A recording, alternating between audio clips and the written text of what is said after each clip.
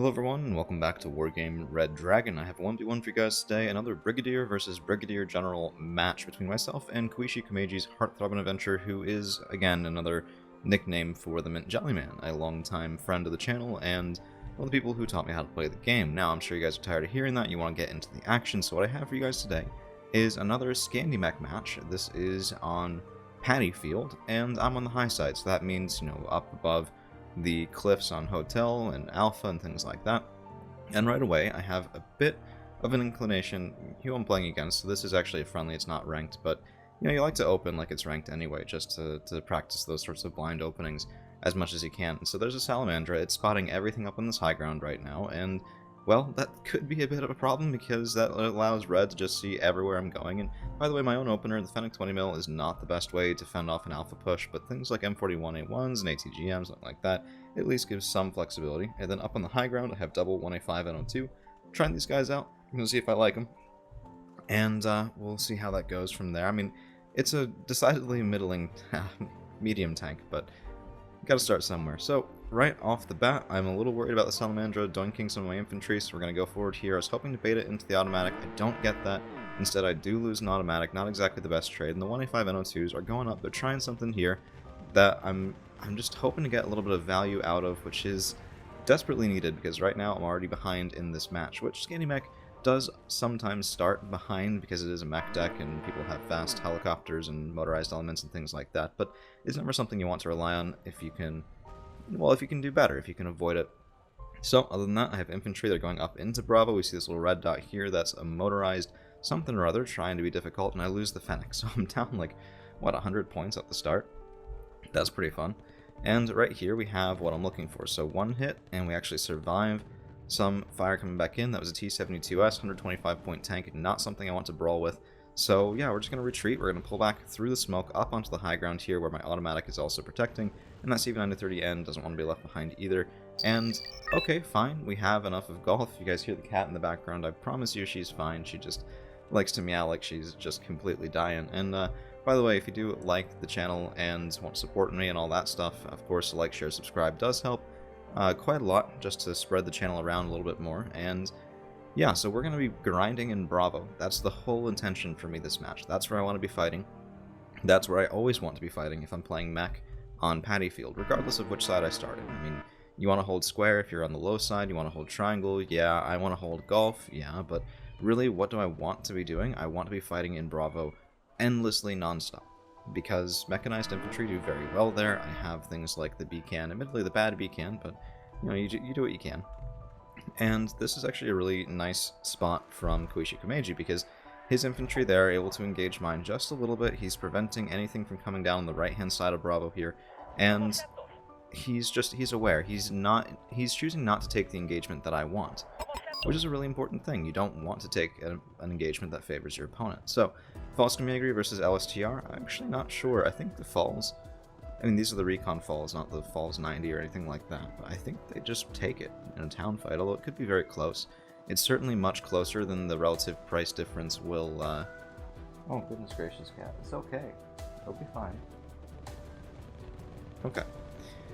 It's very much closer than that price difference would say, and he actually thought that the Bell 204 was loaded for a second, which would have been just catastrophic. The reason I sent it over there was to see if there was more infantry on that side as well, and there wasn't, and that's pretty nice, but, it would have kind of sucked if there was. Falls here do get the kill. Actually, I think the M41A1s did, and now we've cleaned up Alpha enough for me to feel comfortable with an early cap. So, whenever you're going up against somebody that you are particularly, well, afraid of is the wrong word, but whenever you're going up against somebody who's very, very good, it can often be a good thing if you stabilize your front to start getting some tick, and to get that a little earlier than later, because you can't necessarily rely on late game tick to win you the game or something like that.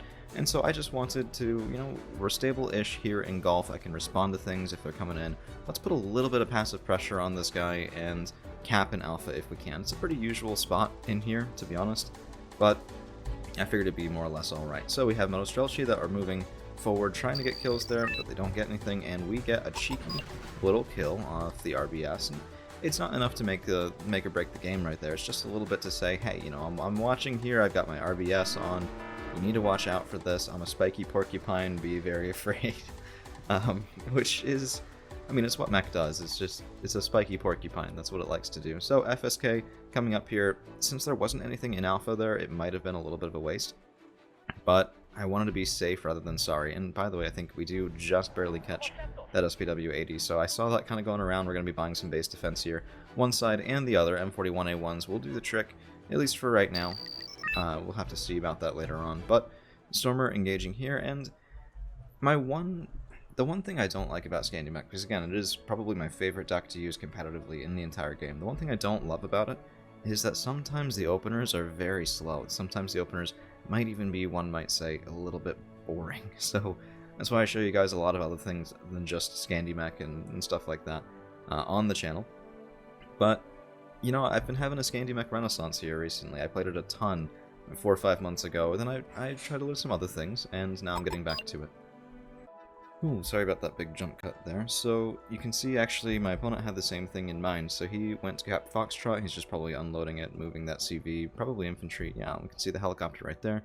I bet it's somewhere in on this side of the forest with that helicopter dropping it off. You can see those things from really far away. It's kind of scary sometimes because, you know, you get sniped and you don't really know why, and you suspect, well, okay, did they have something sneaky around? And well, no, they just saw the helicopter drop off, and then it's like, well, it's probably over here, because that wouldn't be enough time for infantry to walk all the way up this way. In fact, if I had to shell somewhere, it'd be like right there, right, maybe even in that small section of woods behind it.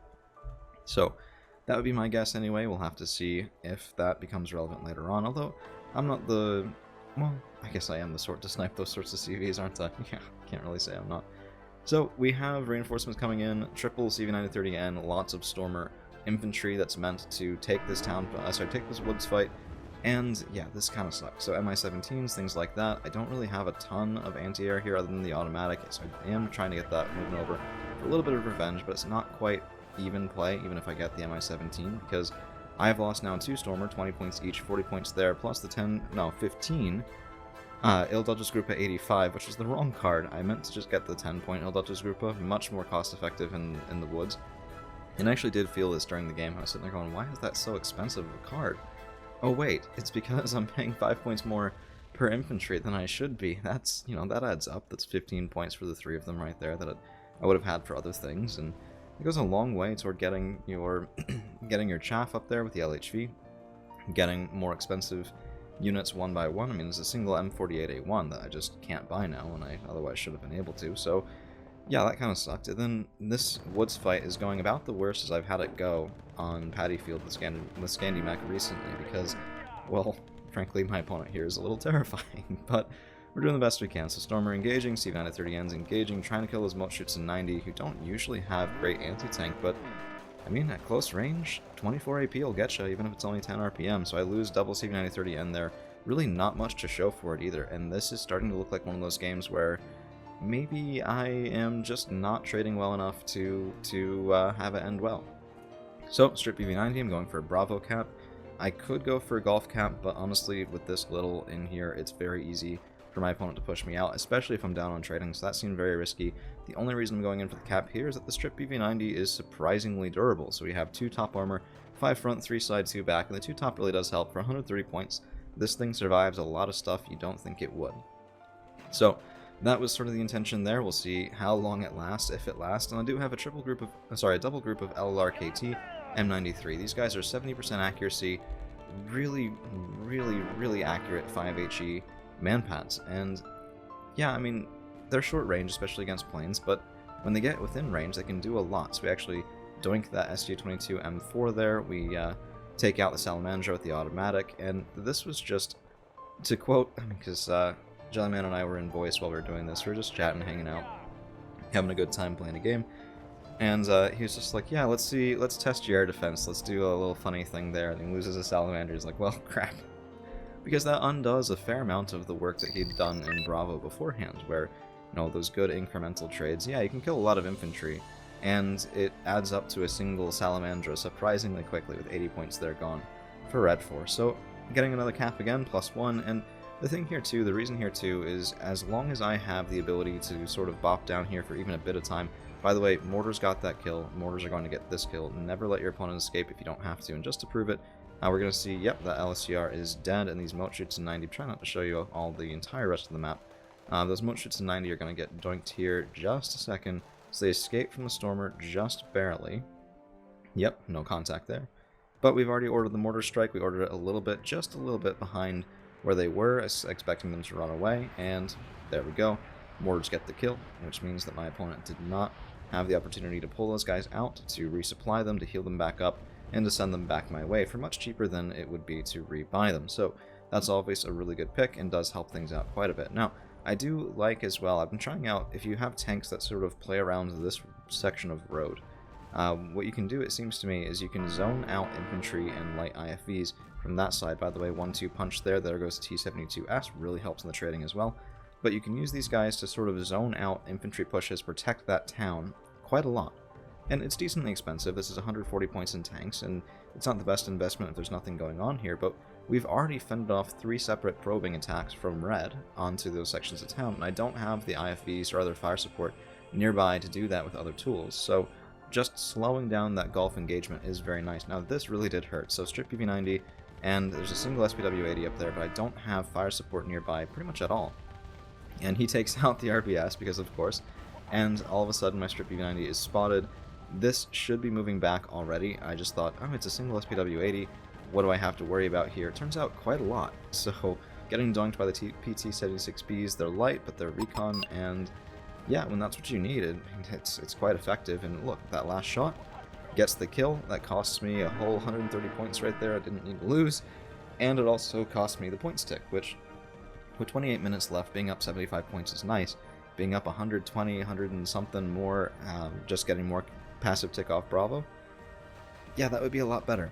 So that was a little worrisome as well. I don't know, I feel like when you're behind in trading with a mech deck like I am right now, really you end up just turtling so much. And I know it's not the sort of dynamic play that's that you guys are often entertained by or anything like that. It's not the big knockdown, drag out 4v4 fights that we have sometimes where it's just chaos everywhere all the time. This is really static positions. It's just getting dug in, but you know, it's the best way I know to play Scandi Mech when things aren't going to code is just to make everything painful for your opponent to actually take that crown. And so, well, yeah, we're gonna turtle. We're gonna buy some good fire support options. We're gonna buy some sticky infantry, and stick around as much as we can, and just try to be annoying to move.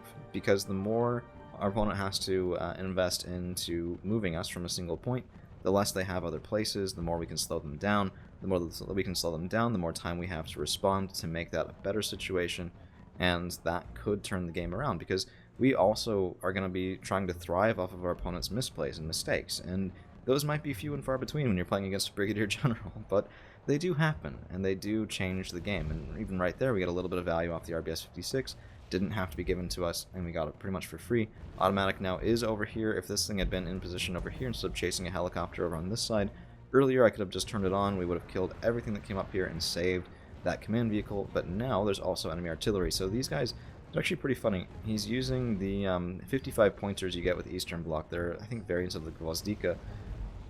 And yeah, I mean, sustained fire will do quite a lot, so now I have to spread out my infantry a bit more. SG-22M4 going in to clear that town out, and can we get him? No. So way too far ahead of my anti-air. I didn't have a plane up, and because of that I lost the town for free. So that is definitely a problem. The LVKV-90, I was trying to keep it... This thing is actually surprisingly short range against airplanes, 26-25. It's really not the same reach as you have with the automatic, or the impact, the damage per second that you have with the automatic, so you feel that additional distance far more with the LVKV-90. If I'd bought an automatic, I could have turned it on there. Maybe, just maybe, we could have either taken out that plane, or at least made it hurt for that plane to be there.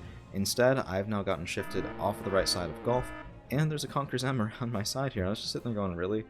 Like, what's this thing gonna do? It's gonna kill a couple M41A1s? I mean, yeah, that sucks for me, but... Okay, we have bigger problems at the moment. I need to get stuff to fix the problem in Gulf. I need to stop this endless shelling in Bravo. I mean, right now I'm just being attrition so hard. And I do have double B-can for this. We are going to be firing in, making it hurt for wherever my opponent is building up his forces. And he doesn't have that many options because, again, I keep bopping down onto the low ground in Bravo, then moving back up if I'm smart about it. Sometimes just leaving them there if I'm not. But I mean, at this point, honestly, we're wasting a lot of Conqueror's M's. Yeah, look at that. I think it's like 4 shots for that. Oh yeah, he even stopped firing. Oh man, you know it's a ATGM missing moment when they refuse to fire on something because it's taken too long to kill it.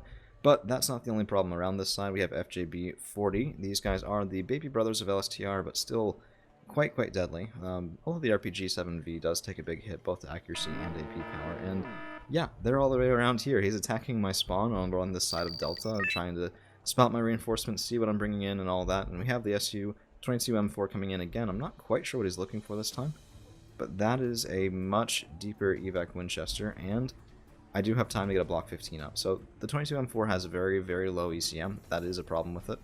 It's a really big bomber, but very low ECM, so we do get it when we get out. That Block 15, which, yeah, I mean, it's nice, but when you think about it, I had to buy a whole plane for this as well, so it's not like it's getting in and out for free.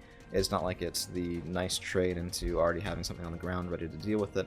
And I think, by the way, the Gvozdika-ish unit, the artillery spam from my opponent was just him getting tired of dealing with me in the woods here, which I entirely understand. It's not a fun thing. And actually, he's cleared me out quite a lot. I only have 2 damaged units of Stormer, 1 unit of LHV, which damaged or not doesn't really do much. So I'm having to bring in some new reinforcements. We're going to keep them farther back. We're only going to be engaging responsively to enemy pressure.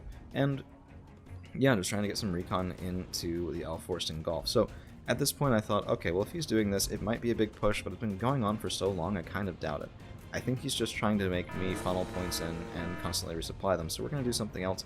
Instead, we're going to go and try and get into the town in Gulf here if we can. Now we do have that trap set up. That would have been very nice if it had happened the first time.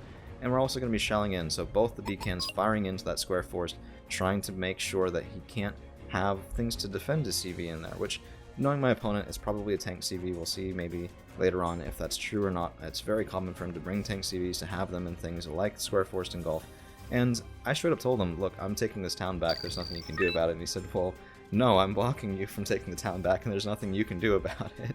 Send things in there and they'll get shot before they even get in. So far he's up on that part of it, because I just got denied right there. But, you know, we're going to do some things about that. We're going to get an MLU here, and I thought that maybe, just maybe, he didn't see me spotting his Flatcom Tor, which is an 80-point air-to-air, well, ground-to-air defense system. It's really good against helicopters, 3150-meter range, decent against planes with 3850 at short range, but high accuracy, 7 HE, can still one-tap things with crits. And so we're going in to get it. And he was actually confused even what this was going for, because it's kind of counterintuitive. If nothing big is spotted, why is the MLU coming in to dive? And so we get the kill there. We get a little bit lucky on the evac here, evading those elite manpads, special forces teams. Actually, quite a lot. I think 2 shots out of 6 landed.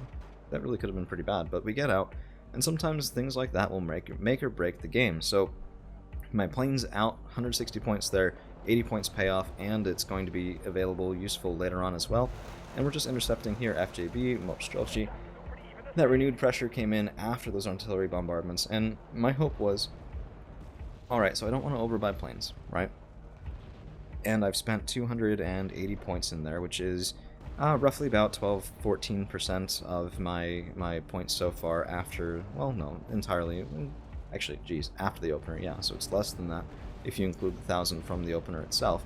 So I didn't think that was necessarily too much if I could get good return on investment. Actually, that is not a bad start. So you peel apart the air defense, and that 80-point kill is 80 points of value. It's also going to be 80 points that more than likely most people are going to rebuy. So you kill their anti-air, they usually immediately buy a replacement unit for what you just killed. So that is sort of 40 points not going to 80 points not going to something else.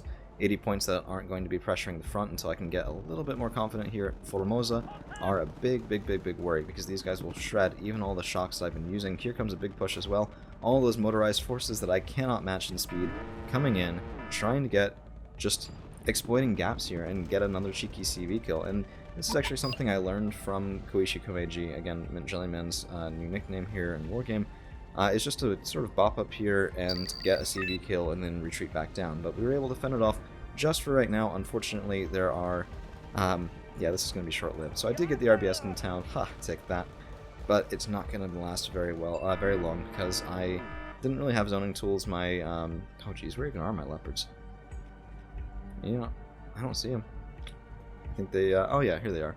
My Leopard 185 and O2s, I've purchased 4 so far, I lost 1, I have 3, but I was fending off that Bravo push, and because this was done simultaneously, I did not have the time to come in here and deal with it, and zone these things out, and prevent the LSTR from getting in, and because of that, I lose a lot of fragile man pads. It was really a pretty rough situation. So, we are going to be rotating those over. I have LHV, this is a little bit ugly, but they are hopefully going to be split soon, if I remember correctly to do that, and then moving up.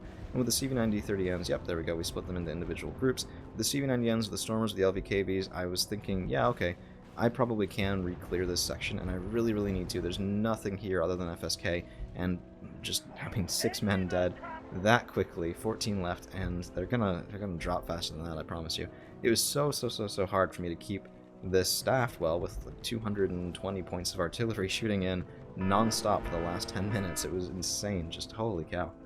Not everyone's favorite artillery, but when they get working, they get working. And I probably should have counter-batteried them, but if you look, they're actually decently spread out.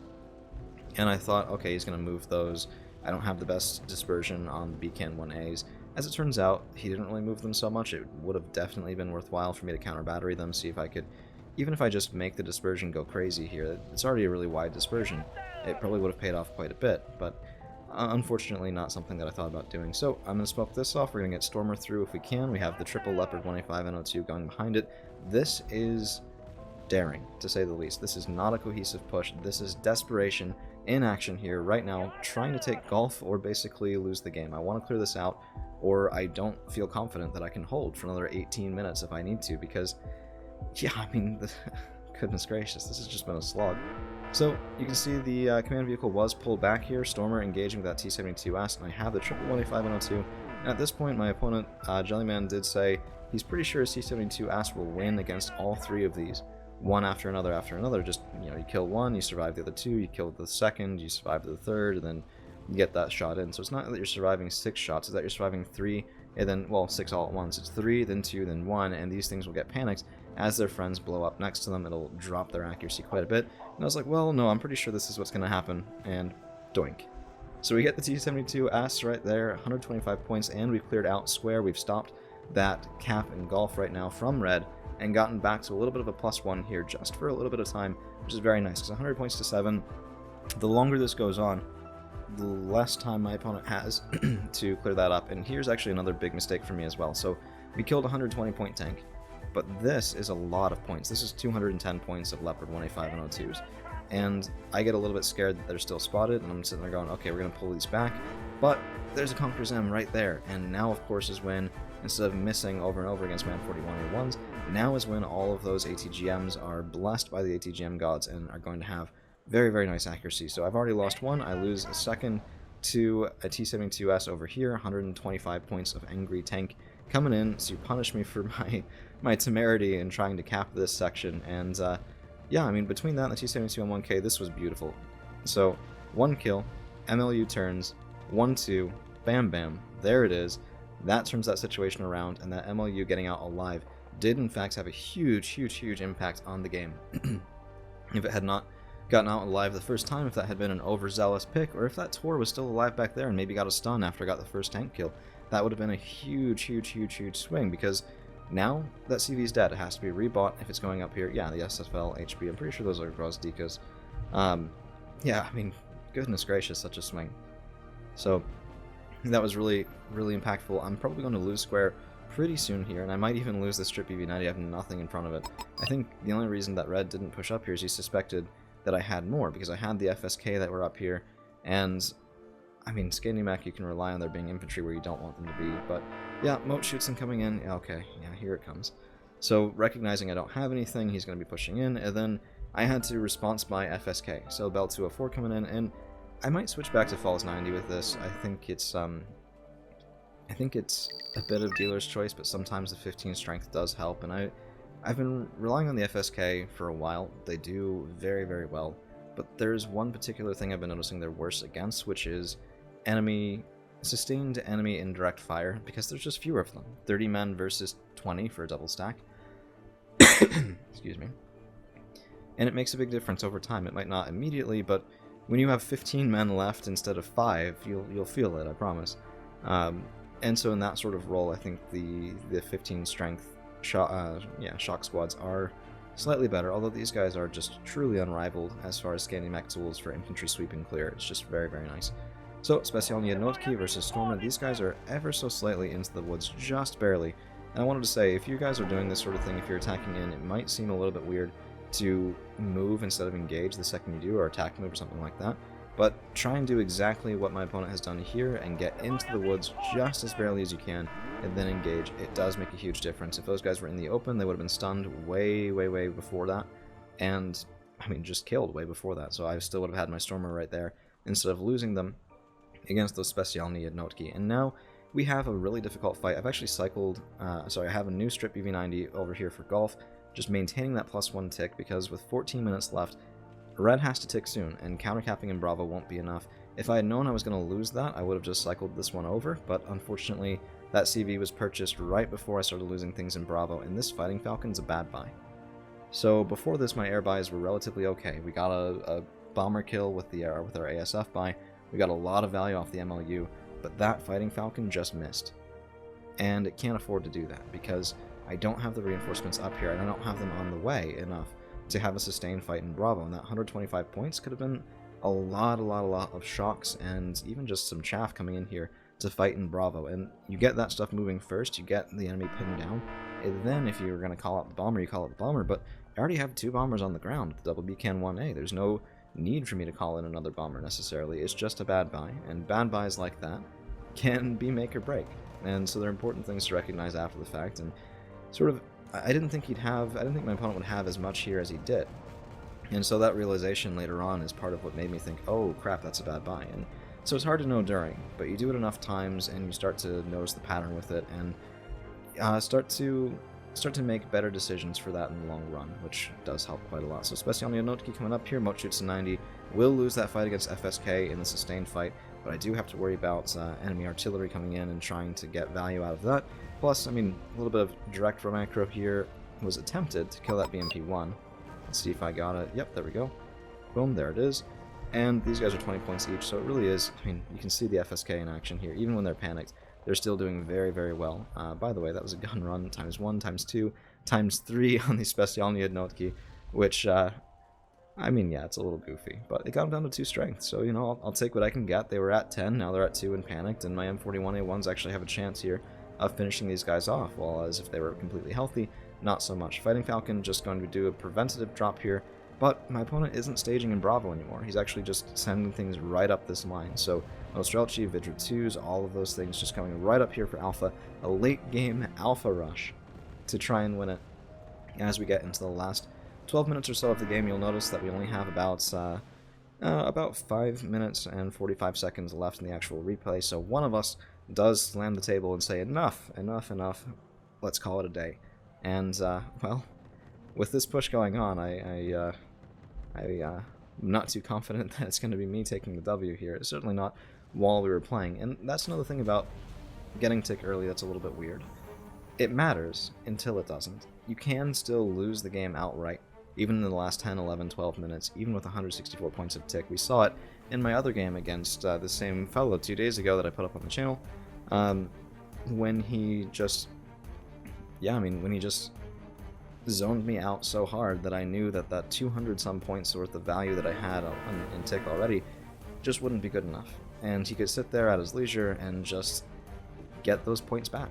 And here it is a little bit more difficult, sure, because there's only 10 minutes or 11 minutes or so left, but there is another attempt at doing it. So PT-76B's around the side here, and sorry, I've had a persistent cough the last little while. It's kind of annoying. I probably should go see somebody about it, but I'm stubborn and hard-headed and might not, we'll see.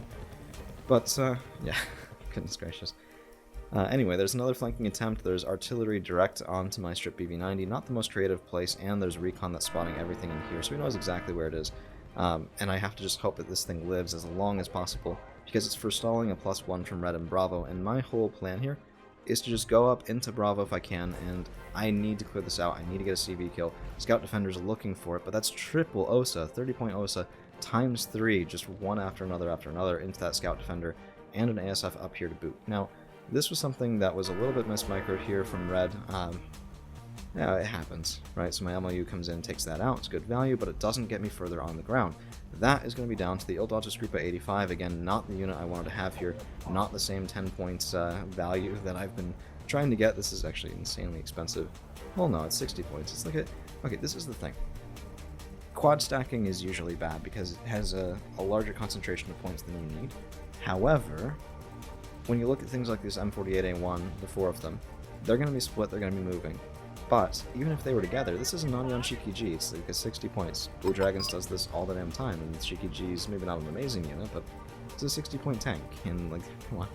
Sometimes I think people are a little bit too hung up about, but it's quad stacked. Well, yeah, it's a bad habit a lot of the time because you'll lose things faster than you need to. But in terms of points concentration, it's not always the worst thing because they can be so cheap, especially with mechanized, that you're still, I mean, it's not all that many points. So here we have something else worrying. LSTR threaded their way all the way up and through. This is exactly why Red attacked my M41A1s here, so that I wouldn't be able to see him, and he'd be able to do this. Very nice flanking attack there. And those LSTR are still alive, so I'm having to go get them with the Adultus Drupa and the Scout Defender here. We do take them out, which is very nice. And now, if I can clear Bravo, then I get this back to parity. I get it back to neutral. If I don't, 8 minutes and 48 seconds is, I think, just enough for us to tie. Or at least to be close, to be a little bit closer, well, too close for comfort. So my big worry at the moment was that he'd have something, my opponent would have something that blocked me from getting through in Bravo, and he'd be able to recap in Golf. The second this becomes a +2, I lose the game. That simple. Very, very uncomfortable position to be in for me right now, because I have no presence in Golf really to zone this out. I could get a Fighting Falcon on the way there later on, that might do it. This version of my deck did not have block 5, so I can't cluster anything, and if that was a command tank in there, I'm not going to be able to see it. If I don't have a cluster, playing the best I can do is the beat cans, and right now I'm firing in to see if I can get a cheeky CV Cole and Charlie, just as a bit of revenge for that hotel sneak around. But as it turns out, there wasn't as much here as I thought. And this is something too, especially when you're trading poorly in the early game, it can be really difficult to realize when that stops being the case. And we'll see the KD after this, but there just wasn't as much here as I thought. And, I mean, yeah, we're killing Mochitsu 90 by the drove here with the Ill-Dodged Groupa, catching his infantry in the open are very, very nice. 40 points worth of kills right there, plus the BMP1 is another 10, and another 10 after that. And, yeah, I mean, there's just not a lot here. T-72 on 1M can't do all that much, and we kill the Feelings Groupa. And with that, plus I think another couple little smaller engagements and a recap. Oh no, this was very nearly a throw, by the way. Look at this. Yep, Specialny Notki. They missed. Even if they'd hit, it wouldn't have killed the CV infantry, but it certainly would have been close. And that is going to be the game. So, nicely played to my opponents, Kuishi Kameji, also known as MintJellyMan. Brigadier General fight here for you guys, and I hope you enjoyed it. We'll be back with another one real soon. Oh, shoot, I forgot to do the, yeah. Let's see. Yep, 3075 to 2285. Very much red favored trading in the early game, but in the late game we dragged that back 800 points up by the end of the match. So, yeah, cheers guys.